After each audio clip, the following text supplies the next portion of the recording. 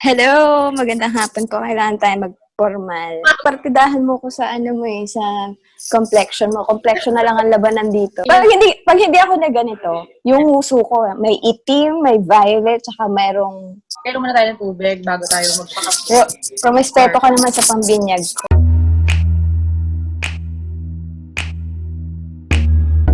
Hello everyone, this is BA, and welcome to my channel. Today, I'm very excited to interview one of my friends.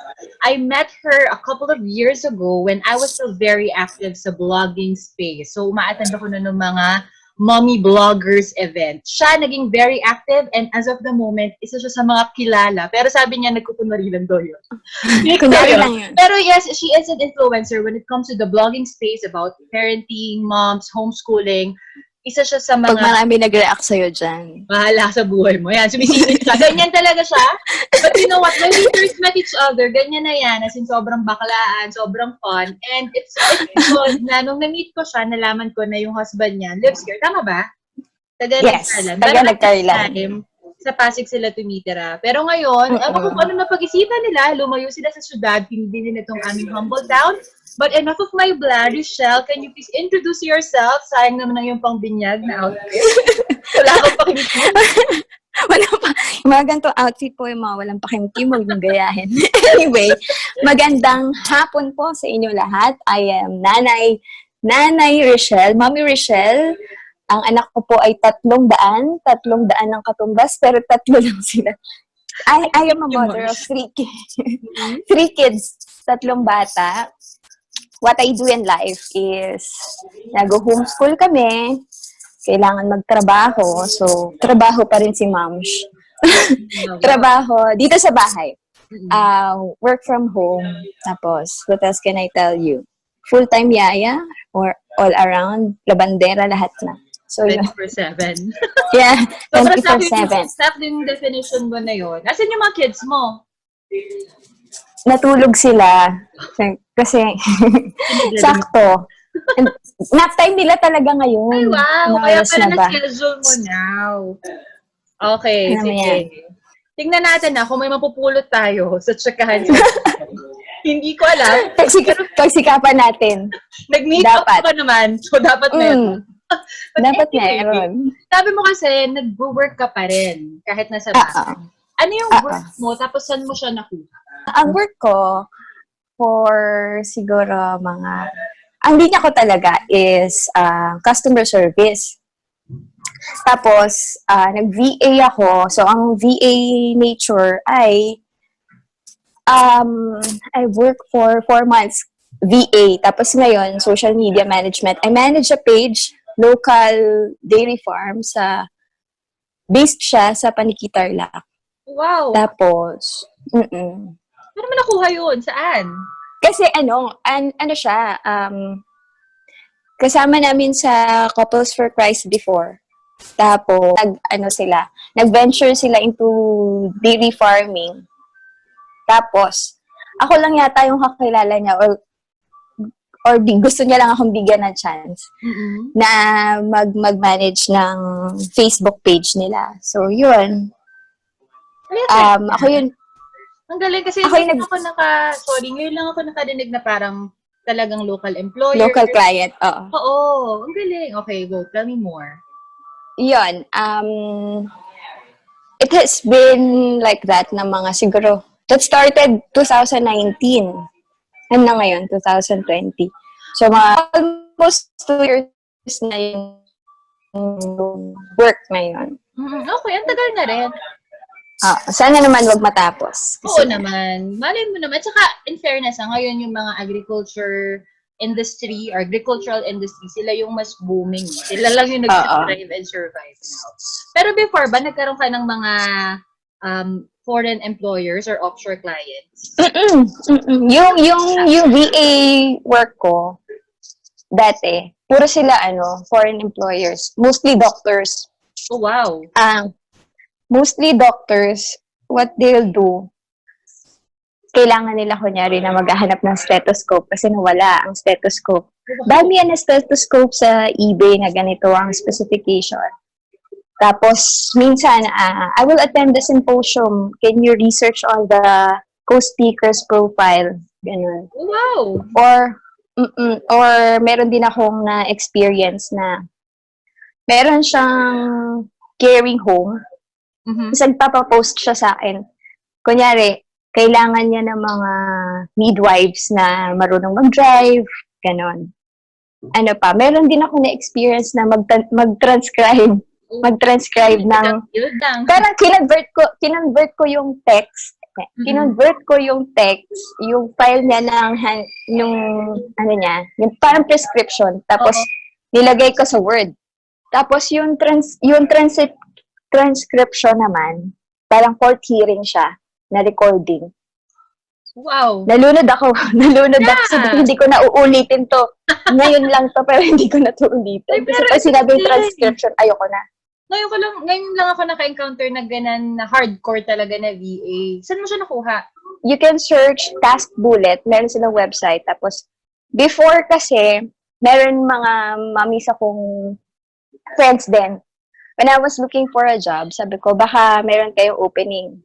Tapos, sakto naman, may opening sila. Tapos yun, although meron ako idea sa pagiging VA, hindi ko siya in-expect na ganun ka-general, ganun ka-broad yung ano. Pero, it was a very, very great experience.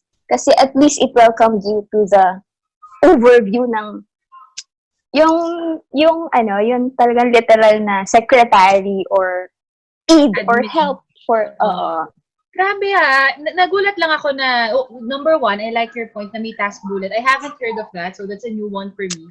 How does it work? Parang magagawa ka rin ba ng account or parang Craigslist ba siya? Before, noon kasi parang 4 years ago na yun eh. Mhm. So, I was interviewed ng manager na agad. Hindi ka ngayon daw kasi yata, parang ang sistema na, magpapasa ka ng CV via website. Pero ngayon kasi, Skype lang kami. And then, magsiset kayo ng interview. Ngayon, iba na. Via website na daw lahat. So, ganun. Tapos, you asked me how was it. Kunyari, meron kaming ganitong team. Marami kaming project managers. Meron assigned sa amin na project manager, and then, pag shift na namin, magbubukas sila ng mga task. Subject lang nung task yung ipopost nila. Kasi yun lang din yung binigay sa kanila. For example, for that caregiving na house, na institution, ang description lang nun, post a job vacancy with ganito, ganyan. Ang gagawin nyo, for a team member of 10, iisipin mo kung kaya mong gawin ba yung ganong task. Pero ikaw na hot-blooded, bago. Mm-hmm. Kahit letter E pa lang na post, kaya mo agad. Kahit pagdating nung task, okay, it requires a lot of research kasi hindi ko pa alam yung saan ko siya ipopost na platform. Mm-hmm. Saan ako kukuha ng mga information, yung mga yellow pages na na version ng internet. Doon pa lang ako, Yelp, whatever. Yes. Doon pa lang ako na naka-experience noon. So, that is really something na, okay. Sobrang learning, siya sa akin, phase. Oh, pero I feel yung mga ganong challenges, yun yung nag-phone sa'yo eh. Parang after that, okay, I know where to get information na ganyan. Alam mo, sa totoo lang, it was 5 years ago, 5 years ago. Tama ba? 4 years ago. Isa pa lang yung baby ko. Ibang-iba pa rin yung ibang-iba yung BA life noon kesa ngayon. Last time na nung may interview ako, ang sabi niya talaga, nung time natin, nung nag-start tayo, talagang pag-aaralan mo ng ikaw lang. Pero ngayon kasi ang daming mentors, so dapat tinitake advantage na ngayon ng mga gusto mag-work from home eh. Kasi dati Google is our friend. Kaya ngayon, pag may nagtatanong, Google mo na lang eh. Pero ngayon, at least meron ng steps, diba? Lalo siguro nung mga dating-dati, pa siguro 15-10 years ago, na bagong-bago lang yung outsourcing and also yung home-based work. Siguro napaka, pa rin para sa kanila nun, mas mahirap. Kaya pag nagtanong ka ngayon, medyo mainit ang ulo ng Medyo iinit ang ulo. Ako, nag-research ako nun. Nakaya ko, te. Ikaw, na-try mo ba? Medyo Try difficult natin. gap. Well, I was one of those kasi 10 years ago ako nag-start. Pero hindi naman ako nag-focus sa VA. Pero kitang-kita ko yung difference ng pag-outsource noon at ngayon. Mas marami kasing information now. So, swerte rin yung Now. mga start pa lang ngayon. At saka ang dami ng platforms na pwede ka mag-apply. Totoo. Ngayon ba, Madaming resources din. ngayon ba nakakahanap ka pa rin? Or okay ka na kay one job? Actually, ito seryosong sagot ha. Kung ang bills ang makikipag-usap sa'yo, kakayanin mo. Diba? Same. Diba? Pero sa ngayong sitwasyon ko, inisip ko nga magdagdag ng work kasi feeling ko kailangan ko baka kasunod na. Kasi lalo na yan, 3 yung anak mo, tapos pumapasok na isa. Tapos mag-homeschool. Oo, tapos mag-homeschool. I really have to weigh kung kaya ko ba talaga and be realistic kung kaya ko ba talaga versus gusto ko meron akong ganitong ilang pirasong jobs at gusto ko na itry yung, for example, I wanted to try copywriting. Gusto ko yung ngayon na. My reality is that I have 3 kids. Mm-hmm. I homeschool. Maganda yung point mo na yan kasi like ako din, dumating sa point na gusto kong bugbugin yung sarili ko sa mga online jobs. Pero you can only do so much. Tapos, Yes. hindi mo din kasi pwedeng sabihin na puro work kasi may anak ka. Kahit ako nagbabantay yung mommy ko, syempre, kaya ka nga nag-work to have a better life with your kids. Parang ayaw mo naman na yung buong araw mo ay nagtatrabaho. So, I feel you. Maganda rin yung sinabi mo na reality pa rin, you have to gauge. Tapos, sabi mo mag-homeschool. Doon ako sobrang interested. Alam mo yan, tinanong din kita.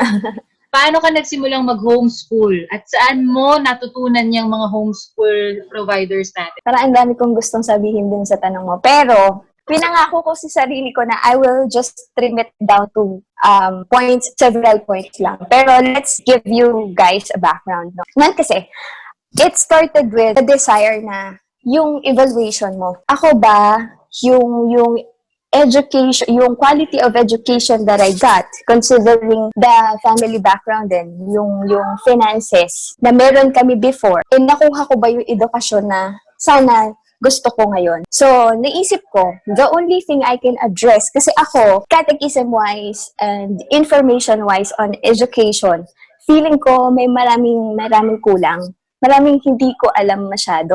For me to address that, nag-usap kami ni Paolo, my husband, ang tanging paraan ko na naiisip is to homeschool. Because I can control the quality of education and also, ang mga tao naman tayo, I am not as bright as you are. My point is that hindi tayo learners are different. You know, it requires, I mean, this is a disclaimer, ha? If like me, I have the chance, this is not for all. And I'm not telling you na, you're less than of a parent kasi hindi ka nag-homeschool. And, pero nagawa ko lang to because we have the chance. And it's not easy. May umiiyak na. Yeah, Tita BA. Si Tita BA. Hi, Tita BA. Yan, makontrol yung influence sa nila kasi I don't want my child to say things na magugulat ako just because hindi ko ginawa yung part ko. Tayo mga magulang, gusto naman talaga natin lahat maganda para sa anak natin. I'm not saying na yung intention mo kung working ka and you're far away and you don't homeschool your kids, you're not a mom or you're not a good parent. Kasi pare-pareho tayo, ang realidad, pare-pareho tayo may struggle. We really wanted to be the best. Kaso, iba-iba tayo ng circumstance. I'm just grateful na isisingit namin tong pag-homeschool. Because hindi ako nag-work, I don't earn this much for a month. Yun yung trade. Because life is a trade-off. You can only choose. Pick your battles. Ako, I choose to not earn this much sa isang buwan because I wanted to teach my kids. I haven't secured a corporate, kasi ang pinili ko naman, I wanted to be with my kids. Yung mga career woman, if may pagkakataon, I wanted to be like that. Pero, syempre, you can only choose. Dami sinabi ni Te. In fairness, may sense kang kausap ngayon. Ikaw, judger ka lang eh. Hindi, pero ang ganda nun. Sa totoo lang, minsan kasi, di ba, like, ako, marami nagsasabi sa akin na, bakit ka nag-stay at home? May utang ka. Ba't ka nag-work online? Ba't hindi ka nag-corporate? Pero kasi this is the life that I chose. Hindi ko sinasabing ito din dapat yung sa inyo. Kasi, Yes. sa totoo lang, gusto ko rin naman sa Maynila, pumarty and Gusto, all. gusto mo rin mabango ka laging tignan. Correct. Compared sa nasa bahay ka na parang Amoy ngayon lang kusina, nakapagsuklay ang buhok amoy ko. kusina, amoy bawang, di ba? Yes. This is the life that we choose. Pero alam mo kung siguro may natutunan ako dun sa sinabi mo na medyo tinamaan talaga ako. You really have to choose what makes you happy. If Yes. homeschooling is what makes you happy, then go ahead. Pero alam mo, I am Yes. considering homeschooling, number one, of course, yung coronavirus. Yan, sinabi mo na nga maging practical, realidad, ganyan.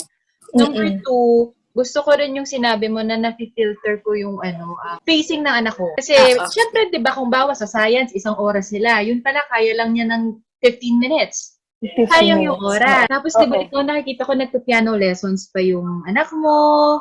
Tapos, parang may outdoor activities kayo lagi. Dito lang yun sa labas. Outdoor pa rin yan, be. Hindi, ibig ko sabihin, it doesn't require, Sobrang layo. a lot of time, and extravagant preparation. So, paano yun? Kapag nag-homeschool ka ba, everyday meron kang sinusunod na schedule? Or, you play by gut? Meron kaming per-nurses na curriculum. And it provides a workbook. And nag-purchase kami nun para magkaroon ng structure. Kasi, syempre, gusto mo meron kayo na-accomplish. Because, you know yourself. You can't be, ako to ha, you perfectly know yourself na sometimes you're not consistent with things. And you have your days. Tapos, isa pa, dun sa curriculum kasi, I really love it kasi nga, may yung catechism side. Ako kasi, super weak ng catechism. Catholic kasi kami. And I don't know if may makarelate, no? Pero, hindi kasi ganun ka-strong yung catechism sa akin. Noon, hindi ko naiintindihan ba't kami may rosary and all that. Ba't kami Katoliko. That's why now, I'm very intentional, nasabi ko nga, I'm very intentional sa education ng mga bata because this curriculum we found ay nag-a-address sa ganun. Very core Catholic curriculum siya. So, na-enjoy namin siya kasi feeling ko yung mga hindi ko alam before ay medyo naiintindihan ko na ngayon yung mga lapses and anong term doon, yung mga deficiencies. Bex, may natututunan ako sa'yo. Sobra.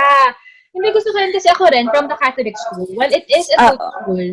Minsan hindi mo alam kung bakit mo pinag-aaralan yung rosary.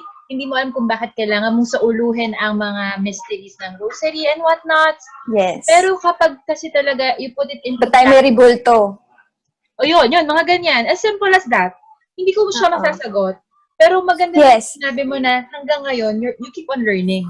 Kahit na yung sabihin mo yung program mo or yung direction was really intended for the kids, you never stop learning when you homeschool. Oh, that's nice. Natututo ka din kasabay. I-mention ko lang din, kasi dati, siguro nag-umpisa to nung bata pa ako. Please don't judge my parents. Siyempre, tayo may ako bilang nanay, may mga lapses din ako. But before kasi, I asked my parents, nanay ko, tatay ko, kasi sa school, syempre, tatanungin ka ng mga klase mo, bakit Catholic ka? Kami, iglesia kami.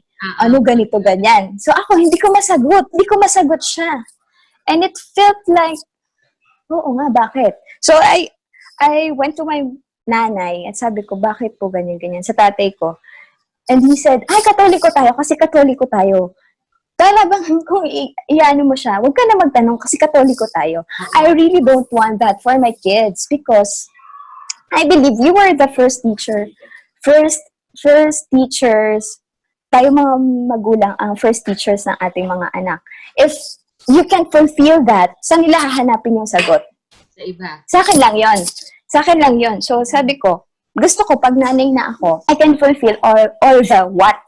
Na bakit kami Katoliko? Because ganito. Ako wala rin akong background sa catechism. So I learned with him and also I study on my own kami ng asawa ko. So, ay, ang ganda. May sense ba yung sinabi ko? Oo naman. Not just in the context of, yung religion. Hindi na dun lang yun eh. Pero halimbawa, may mga gustong itanong yung anak mo. Kasi diba, aminin natin yung mga parents natin, very traditional. Like for example, adult naman yung mga audiences natin here. So, mga 50 audiences. Pero syempre, diba, yung konteksto ng sex sorry religion to sex. Pero yung mga ganun ka-sensitive, what I meant was that. Hindi natin masyadong nabibigyan ng Hindi natin pwede pag-usapan. Oo, parang it was a taboo at our time. Pareho tayo ng outlook. Gusto ko rin sana, habang lumalaki yung anak ko, according to their age, na-explain ko na yung mga bagay. Why do we believe in God? Why is it important to learn these things? So, maganda rin yung point mo na yun. Ang ganda. And you were there. You were there, you know. Hindi mo man alam yung sagot. The child can see na willing kang i-guide siya or willing ka na matuto with him. Kasi, have you heard the phrase, ako kasi nung bata ako, pag tinatanong ko yung mama ko, sabi ko, Ma, this term, kunyari, elucidate or whatever, but medyo tough na word for a grade 4, ganyan. He will tell me, tingnan mo sa dictionary. And that is somewhat, discouraging sa isang bata. That's why, ngayon, whenever my kid is asking something, I'm not perfect, of course. Pero gusto ko na nakikita niya sa akin na willing akong, sige, ngayon nagluluto pa lang si nanay, pero mamaya titignan natin. Or I don't know the answer to that, pero titignan natin. Titignan natin mamaya. Di ba siya isa-send off na, sige, tignan mo sa dictionary, luto pa ako dito. O hindi ko alam yung sagot. Maganda yun maganda yung nakikita nila sa'yo na hindi mo alam lahat, but you're trying to learn new things. Maganda rin. And that's okay. Oo, and that's okay. I mean, there are some things that we don't know, but we are willing to learn. So, magandang example din yan. But you know what? Kasi talaga nakita ko din yung different parenting style from our generation versus our parents. Na of course, siguro at the time kasi it was the perfect, set up siguro sa kanila. Kaya, that worked for them. That worked for their generation. Talagang may mga generation gap. Pero kasi, nung una kong inopen niya homeschool, wala pang COVID, ayaw nila. Like most parents. Dahil wala daw social life and all. Baka daw maging weirdo. Alam mo yon, medyo aloof ang mga bata. What can you say about that? Na nag-homeschool ka? Okay. Noong umpisa, ganyan din ako. Of course, I'm thrown with a lot of questions. When you say, mag-homeschool po kami. And I'm very, I'm very lucky pa because you know how it is when in the Filipino family, in the Filipino culture, when you have this idea and you're being supported with your parents chipping in for the diaper and the house budget, meron silang masasabi. But in my case, we're very fortunate na we can decide on our own kasi we're not depending on them. Medyo hesitant sila na magsabi ng opinion nila. But, and yet, tinanong ako ng father-in-law ko sa paano yung socialization. And that's also my concern. Mga siguro ilang years back, yan ang una kong tanong sa homeschooling community. And I was answered na i-share ko din sa mga kung hindi pa nakarating sa mga audience mo. Sabi nila, that can be addressed. Kasi if you think about it, may socialization na form sa pamamalengke. Pag ang anak mo isinama mo sa palengke, bumili sa sari-sari store, hindi naman yan, may socialization doon. And also, na-realize ko, also, church community. Kung member kayo ng church at meron kayong samahan doon, of course, meron din mga maliliit na bata doon. And also, if I may mention, vertical pa nga daw ang type ng socialization pagka homeschooled ang bata. Kasi, he's not limited sa idea na, dapat mga kaedad ko lang ang kausap ko because that's what it is and that's how it should be. Nga, pagka homeschooled ang bata, he doesn't have the connotation na, pag lolo, hindi ko pwedeng kausapin. Pagka medyo, shy ako. Wala siyang ganon. Ganda! Yan din yung saktong gusto kong i-point na yung socialization, the world is your school. Hello! Yes. Hi, tita! Hello po. Malapit na tayo Mabilis isang daw po taon. ako kasi nakahubad Hindi, ano lang siya, oversharing lang siya ngayon. Pero Tama, kasi the world is your big school. I mean, if it's socialization, you can get it from in socialization din, meron nga running joke yan sa mga homeschooling community. Sabi nila, I will just homeschool my kid. Hindi ko siya ititira sa cave. So, perfect. That is true. Hindi mo naman parang nandun 24/7 sa kwarto. You go out, socialize. Maganda. Classic example Pero- ng socialization yung anak mo, ha? Hindi siya nahiya. pero hindi kasi din, syempre, hindi mo naman sila masisisi because, of course, marami din tayo talaga opinion pag hindi natin naranasan. So, yun. So, how do you deal with that? Kung halimbawa may nagpa-frown upon sa idea mo na i-homeschool yung kids mo, paano mo siya tinitake? Or dead man na lang ba? Or paano? Or you try to educate them as much as you can? I try to educate them. Kasi responsibility natin yun. Because if you'll not do it, if you'll not educate, then who will? Baka after how many people pa, saka pa may mag-stand up and educate. Pero I also try to remember myself nung dalaga pa ako regarding homeschooling. Sa jeep kasi, nakikita ko yung mga nanay nagpapadede. And I was very ignorant to think na, ano ba yan?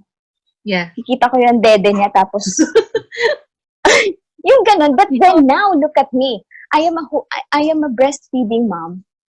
Na siguro, kaya nakikita ko yung dede niya because the child ay ayaw magpatambon sa mukha ng wala lang option yung nanay. Pero come to think of it, sana naisip ko noon na gusto ko din bang i-display yung boobs ko sa labas. Maybe I'm just doing this because my child needs it. So, same din yun. Na pag hindi mo masyadong alam, ako kung hindi, ang natutunan ko, simula na naging nanay ako, pag hindi ko masyadong alam ang dahilan, I try to kick mom. Kasi baka, meron kasi talagang mga katwiran meron talagang mga dahilan sa isang bagay. And the best thing that I can do for myself is that hindi ko masyado ipakita yung ignorance ko on that certain topic. Pagka ginawa nila yon, I try to research the reason. Kasi baka yung kausap mo, itatry kong i-educate and to win over ay baka mas knowledgeable pa sa akin. Nakakahiya. Halatang halata niya na hindi ako masyadong well-versed dun sa pinagdedebatihan ko. Pero it's nice. You know what? I always believe din naman kasi na you have or you need to learn how to disagree. Agree to disagree. May mga bagay politely. Hindi kayo magkakasundo but you just let it be.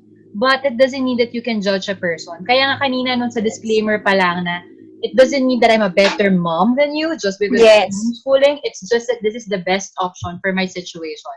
Kasi I'm sure maraming parents ang gustong i-homeschool ko para kasama ko yung mga anak ko. But correct of it, hindi naman lahat talaga nabibigyan ng opportunity to work from home. Yes. Pero kasi tayong dalawa, grateful lang talaga tayo sa opportunities and we try to maximize it. Ayun. Yes. Ang gaganda ng mga sinabi mo, in fairness. And that is, meron ka pang kargang baby dyan. Nakaka-impress. Parang, iba na yung tingin ko sa'yo. Medyo rumispeto na ako ng konti.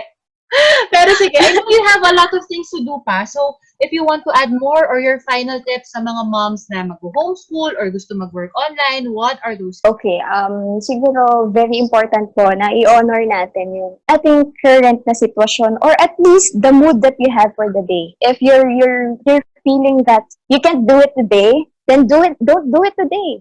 Don't force yourself kasi medyo magiging damaging lang. And it will be a domino effect. If I will force myself to be happy today and to move and to homeschool, do the lessons, but I don't feel like doing it, what will happen? It will be a disaster and I will morph into a monster mom. Kung bukas ko kaya, magbe-Netflix ako ngayon, that won't make me maybe, of course, in moderation lang. Inan-install ko na po yung Netflix ko. Addict ka ba? Okay, sige. Ayun, i-honor mo yung nararamdaman mo because really, no one knows yourself more. Anong nararamdaman mo? Ikaw lang yun. Kung alam mo sa sarili mo, malungkot ka ngayon, then be sad. Embrace Kasi it. kung bukas mo, embrace it. Kasi bukas mo pa yung gagawin. Baka nagkaroon na ng psychological effect yan sa'yo. So, yung gandang approach din in life, in general. Kasi 'di ba, parang tayo minsan, no, I have to work, I have to be my best every day. Sino yun? Yes! Si baby. Si B. Siya Hello! yung, siya yung, siya yung Oh, yung smallest ko. bunso mo. Nagising na. Ay, teka, tama Mm-mm. 'di ba? Ang dami. Youngest ko, oo. Nung nakilala ba Dami kita, ko, isa lang? isa pa lang.